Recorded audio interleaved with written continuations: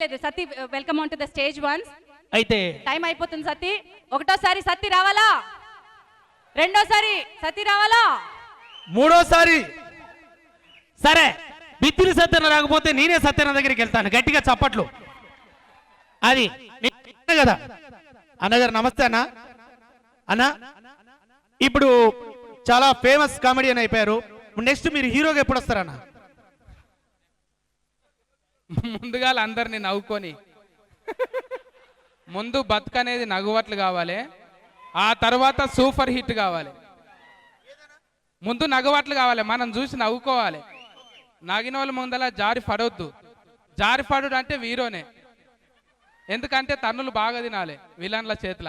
అందుకే నేను అందరినీ సెటైరికల్గా జనరల్ స్టోరేజ్ క్వశ్చన్లు వేసుకుంటా ఇట్లనే ఉంటా. కానీ తర్వాత వీరో అయితేనేమో నా మెంటల్ దమాకు పెరిగిన కొద్దీ. బాబా ఏంటో నా దమాకుని ఇంప్రూవ్మెంట్ కావాలి. ఇన్ ఫ్యూచర్ లో జారి పడకుండా పెద్ద హీరో కావాలని కోరుకుంటున్నా. అందరిది ఒక డౌట్ ఉందన్న, ఈ సీక్రెట్ ఏంటన్నా? అంటే ఈ సీక్రెట్, ఈ ఓమ ప్రతి ఒక్కరికి ఒక మార్క్ ఉంటుంది. ఈ మార్క్ ఏంటి? నీకు ఒక విషయం తెలుసా? ఎవడన్నా తిట్టేటప్పుడు ఏది చూపెడతాడు? చేయి చూపిస్తారు గారు, ఆ ఏలే చూపెడతాడు. అది నేనేం చేస్తా? అది కాదు. బండి మీద ఎవరన్నా ఓవర్టేక్ చేసిన అనుకో, ఏళ్ళు చూపెడతావు? నీకు తెలియదు ఇది ఇట్లా అంటారు, పిచ్చనివా? అందుకే ఇది మరుచుకొని ఉంటుంది. అందుకే ఇది ఇట్లనే ఉంటాయి. కానీ ఒకేళ్ళు నా దిక్కు చూపెట్టుకుంటా, 5 ఏళ్ళు మీ దిక్కు చూపిస్తాయి. అన్నా ఇందులో ఓవర్టేక్ ఉంది, మూసుకొని పోరా ఉంది, ఇన్నున్నాయా ఇందులో? బాబా బిత్తిలి సత్యన సీక్రెట్ మామూలు లేదండి.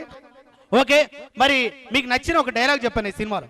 డైలాగ్ అంటే మోకాలు. ఇప్పుడు ఇంట్లో చెప్తే సినిమాకి ఎవడు వస్తారు మళ్ళీ? సరే ఓ పని చేయనా, ఇద్దరి మధ్య 18 అంటే మీ ఉద్దేశం ఏంటి? 18 అంటే 18 అధ్యాయాలు విన్నాం, కానీ ఇద్దరి మధ్యలో 18 ఏముంటాయో నాకైతే ఏం అర్థమైతలేదు. బాబా ఎంత లాజికే చెప్తున్నాడు అన్న. నేను అనుకుంటున్నాను సత్యనా, ఒక డజన్ దాకుంటారు ఎవరు పిల్లలు, కానీ 18 అంటే పిల్లలా మరి ఏంటిదో అర్థమైతలేదు ఇద్దరి మధ్యలో. అంటే ఇద్దరి మధ్య 18 అంటే ఒకరి మధ్య 9, ముగ్గురు మధ్య 27, అంటే మొత్తం 9 లెక్క ఉందన్న మొత్తానికైతే. డైరెక్టర్ ఏం చేసిందంటే చిన్న కంక్లూజన్ పెట్టింది. ఇంట్లో వీళ్ళు ఇట్లయితే అట్లయితే రారు, టాకీస్లోకి వస్తేనే తెలుస్తుంది అని ఎవరు చెప్పరు 18 గురించి. నువ్వు 18 గురించి 32 ఫన్లు రాలగొట్టుకున్నా నీకు తెలియదు. అంటే ఏ పనులు అంటే ఆ పనులు రాము, నువ్వు ఇంకా బాగా రాలగొట్టుకున్నట్టున్నావు. లేదక్క, ఇంకా కంటిన్యూ చేస్తున్నా, ఎందుకంటే అన్న అక్కడ రావట్లేదు, ఇక్కడికి వచ్చి అడుగుతున్నాను అనమాట. సో లాస్ట్ క్వశ్చన్, టైం అయిపోతుంది. Last question. ఓకే, అదే ప్రొడ్యూసర్ ఎవరు మీ సినిమాకి?